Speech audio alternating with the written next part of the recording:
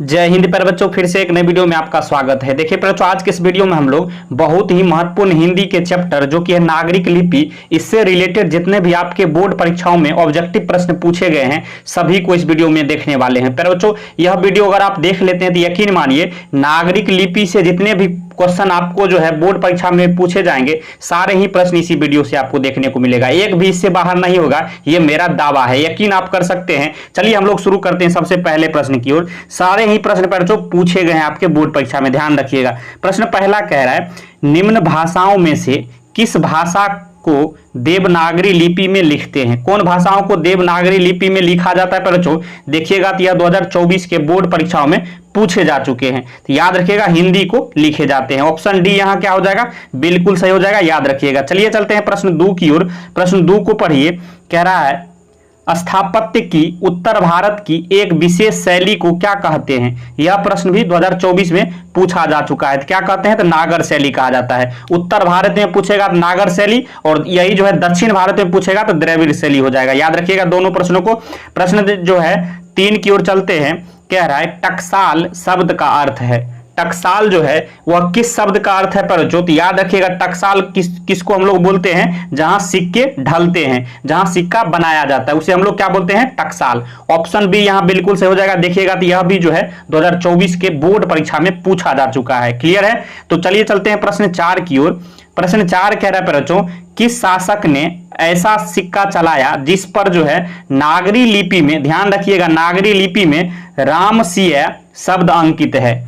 कौन शासक ने चलाया था पर ऐसा सिक्का? याद रखिएगा अकबर ने चलाया था। कौन जो है? बादशाह अकबर ने जो है ऐसी सिक्का चलाया था जिस पर जो है नागरी लिपि में रामसिंह शब्द जो है अंकित था। ऑप्शन बी यहां बिल्कुल सही हो जाएगा। यह प्रश्न भी 2023 के बोर्ड परीक्षा में पूछे जा चुके हैं। प्रश्न 5 की ओर चलते पर जो प्रश्नों को पढ़िए। कह रहा है कि चंद्रगुप्त द्वितीय, जिसे हम लोग क्या बोलते हैं? विक्रमादित्य, के लिए याद रखिएगा। याद रखिएगा, देखिए यह प्रश्न भी 2023 में पूछा जा चुका है। तो सही आंसर इसका क्या हो जाएगा? देव। क्या नाम था? देव नाम था, याद रखिएगा। प्रश्न जो है 6 को पढ़िए।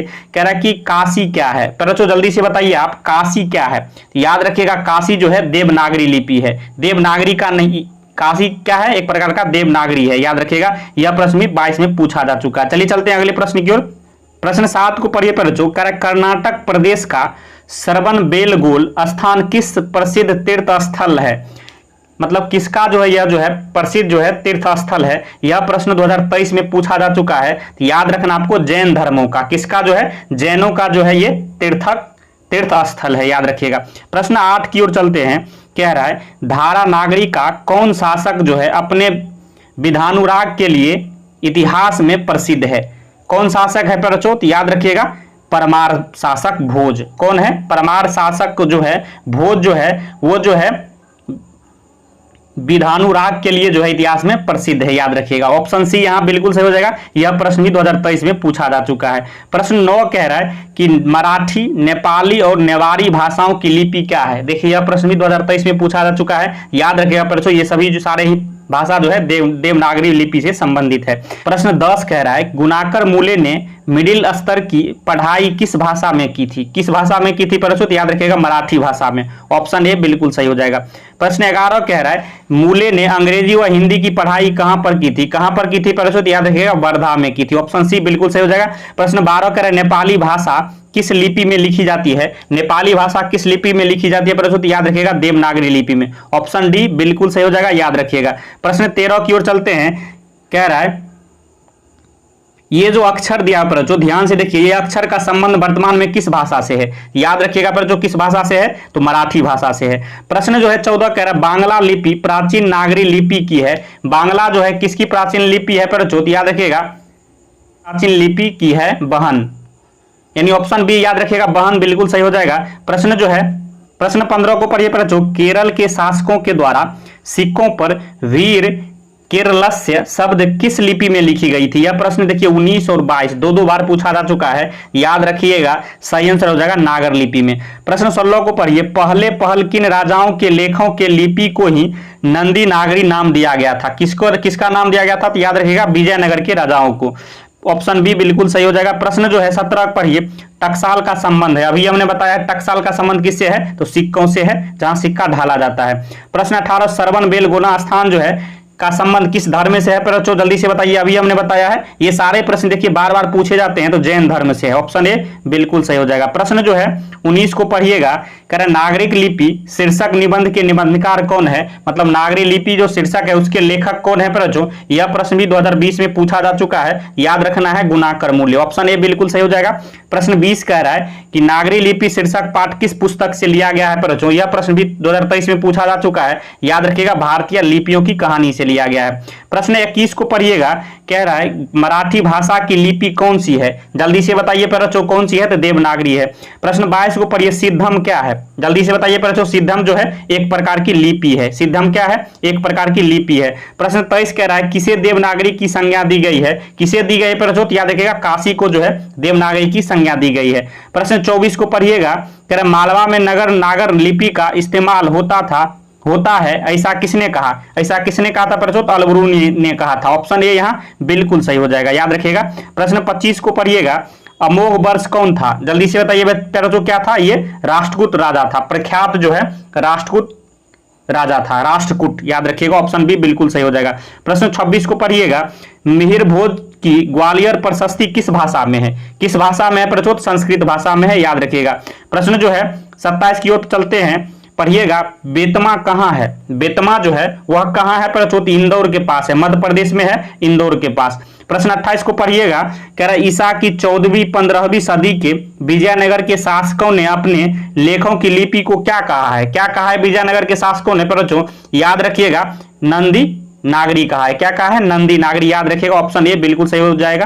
प्रश्न 29 की ओर चलते हैं, हिंदी लिखी जाती है, देखिए सबसे महत्वपूर्ण प्रश्न पर जो स्टार लगा लीजिए, यह प्रश्न आपके बोर्ड परीक्षा में छपेगा। 19 में, 20 में, 22 में, तीन बार आपके बोर्ड परीक्षा में पूछे जा चुके हैं। तो हिंदी जो है किस लिपि में लिखी जाती है बच्चों, याद रखिएगा देवनागरी लिपि में। ऑप्शन ए बिल्कुल सही हो जाएगा। प्रश्न जो है 30 को पढ़िएगा, कह रहा विजयनगर के राजाओं के लेखों की लिपि को क्या नाम दिया गया है, अथवा इसी में दूसरा प्रश्न कह रहा है कि विजयनगर के शासकों के लेख जो है किस लिपि में है। यह ऊपर वाला प्रश्न जो है 18 में पूछा गया है, नीचे वाला 22 में पूछा जा चुका है। याद रखिएगा इसका जो है सही आंसर क्या हो जाएगा बच्चों, तो नंदी नागरी लिपि, किसमें हो जाएगा, नंदी नागरी लिपि, याद रखिएगा। प्रश्न 31 को पढ़िएगा, नागरी लिपि कब एक जो है सार्वदेशिक लिपि थी, कब सार्वदेशिक लिपि थी बच्चों, याद रखना आपको 8वीं और कौन सदी में थी, 8वीं और 11वीं सदी में। ऑप्शन सी बिल्कुल सही हो जाएगा। प्रश्न 32 कह रहा पहले दक्षिण भारत की नागरिक लिपि क्या कहलाती थी, क्या कहलाती थी बच्चों, दक्षिण भारत की पहले नागरिक लिपि, याद रखिएगा काफी महत्वपूर्ण प्रश्न है, तो सिद्धम कहलाती थी। प्रश्न 33 को पढ़िएगा, गुणाकर मूल्य का जन्म कब हुआ था, कब हुआ था बच्चों, याद रखिएगा 1935 ईस्वी में हुआ था। ऑप्शन ए बिल्कुल सही हो जाएगा। प्रश्न जो है 34 की ओर चलते हैं, गुणाकर मूल्य का जन्म कहां हुआ था बच्चों, जल्दी से बताइए, कवि के बारे में पूछा जा रहा है, तो महाराष्ट्र में हुआ था। प्रश्न 35 को पढ़िएगा, कह रहा है कि परमार शासक जो है भोज जो है कहां के रहने वाले थे, कहां के रहने वाले थे, तो याद रहेगा धारा नगरी के। ऑप्शन ए बिल्कुल सही हो जाएगा। यह प्रश्न 22 में पूछा जा चुका है। प्रश्न 36 को पढ़िएगा, कह रहा है गुप्तों की राजधानी को क्या कहा जाता होगा, क्या कहा जाता होगा बच्चों, याद रखिएगा देवनगर कहा जाता था, क्या कहा जाता था, देवनगर, याद रखिएगा। प्रश्न 37 की ओर चलते हैं, गुणाकर मूल्य ने विभिन्न विषयों पर कितने निबंध लिखे हैं, कितने निबंध लिखे हैं पर जो गुणाकर मूल्य ने, याद रखिएगा 2500 से अधिक, बाप रे बहुत ज्यादा लिख चुका है, 2500 से अधिक, याद रखिएगा। ऑप्शन बी बिल्कुल सही हो जाएगा। प्रश्न 38 को पढ़िएगा, भारतीय लिपियों की कहानी किनकी प्रसिद्ध रचना है, किनकी प्रसिद्ध रचना है पर तो गुणाकर मूल्य की। ऑप्शन ए बिल्कुल सही हो जाएगा।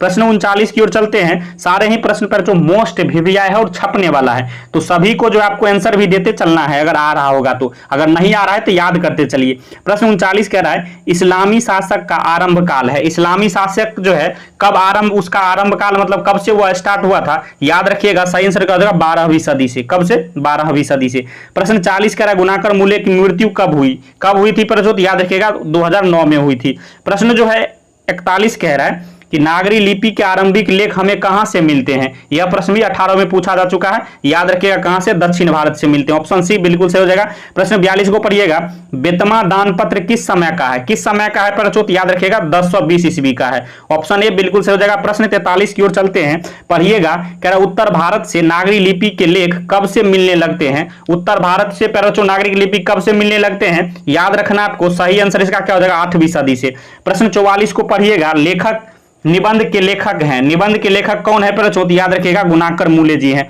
ऑप्शन ए बिल्कुल सही हो जाएगा। याद रखिएगा सारे ही प्रश्न बच्चों पूछे जा चुके हैं। प्रश्न 45 कह रहे हैं तमिल, मलयालम, तेलुगु, कन्नड़ भाषाएं यह जो है किसकी भाषाएं पर बच्चों? उत्तर भारत की है कि पश्चिम भारत की है कि पूर्वी भारत की है कि दक्षिण भारत की? याद रखना बच्चों ये सारे ही भाषाएं जो है दक्षिण भारत की है। प्रश्न जो है 46 की ओर चलते हैं। कह रहा है रामायण की रचना किस भाषा में है? रामायण की रचना बच्चों किस भाषा में है? तो याद रखिएगा संस्कृत में है। प्रश्न 47 जो है नागरिक लिपि शीर्षक पाठ साहित्य की कौन विद्या है बच्चों? याद रखिएगा ये जो है निबंध है एक प्रकार का। ऑप्शन बी बिल्कुल सही हो जाएगा। प्रश्न 48 की ओर चलते हैं। दक्षिण भारत की नागरिक लिपि क्या कहलाती है? अब ये बताइए बच्चों, हमने बताया इस प्रश्न को क्या कहलाती है? नंदी नागरी कहलाती है। प्रश्न 49 को पढ़िएगा 10वीं 11वीं सदी में किस रचना ने भारत यूरोप के बीच व्यापार संबंध के बारे में बताया है बच्चों? कौन सी रचना? तो पद्मावत। कौन सी? पद्मावत। याद रखिएगा ऑप्शन सी बिल्कुल सही हो जाएगा। प्रश्न 50 की ओर चलते हैं। दक्षिण भारत में द्रविड़ भाषा परिवार की कौन सी भाषा सबसे अधिक प्राचीन है? मतलब सबसे अधिक पुराना भाषा कौन है बच्चों? याद रखना है तमिल। ऑप्शन ए बिल्कुल सही हो जाएगा। प्रश्न 51 को पढ़िएगा सरहपाद की कृति है बच्चों, कौन सी कृति है? तो दोहा कोश है। कौन सी है? ऑप्शन ए बिल्कुल सही हो जाएगा दोहा कोश। याद रखिएगा। प्रश्न जो है 52 की ओर चलते हैं। कह रहा है दोहा कोश किसकी रचना है बच्चों? याद रखिएगा सरहपाद की। ऑप्शन ए बिल्कुल सही हो जाएगा। प्रश्न 53 को पढ़िएगा हिंदी के आदि कवि कौन है बच्चों? याद रखिएगा सरहपाद है। प्रश्न 54 को पढ़िएगा सूर्य नामक जो है पुस्तक किनकी रचना है बच्चों? ये प्रश्न काफी महत्वपूर्ण है। याद रखिएगा गुणाकर मूले जी का। ऑप्शन सी यहां जो है बिल्कुल सही हो जा रहा है। प्रश्न 55 की ओर चलते हैं। देव नेवारी भाषाएं जो है किस लिपि में लिखी जाती है? यह प्रश्न भी 2021 में पूछा जा चुका है। याद रखिएगा देवनागरी में लिखी जाती है। तो इस तरह से हमने टोटल जो है आपके जो है चैप्टर नंबर 5 जो हिंदी का है नागरिक लिपि, इसमें जो है 55 प्रश्न करवाए हैं, जो कि किसी ना किसी हर एक साल जो है यह सारे प्रश्न पूछे जाते हैं बच्चों। याद रखिएगा सारे ही प्रश्न बहुत ही महत्वपूर्ण है। अगर वीडियो आपको पसंद आया हो तो लाइक करिएगा, चैनल पर नए सब्सक्राइब कर लीजिए और चार इस तरह का वीडियो आपके पास आता रहे तो इस चैनल को जरूर सब्सक्राइब करिएगा। वीडियो देखने के लिए धन्यवाद। मिलते हैं नेक्स्ट वीडियो में, तब तक के लिए जय हिंद जय भारत।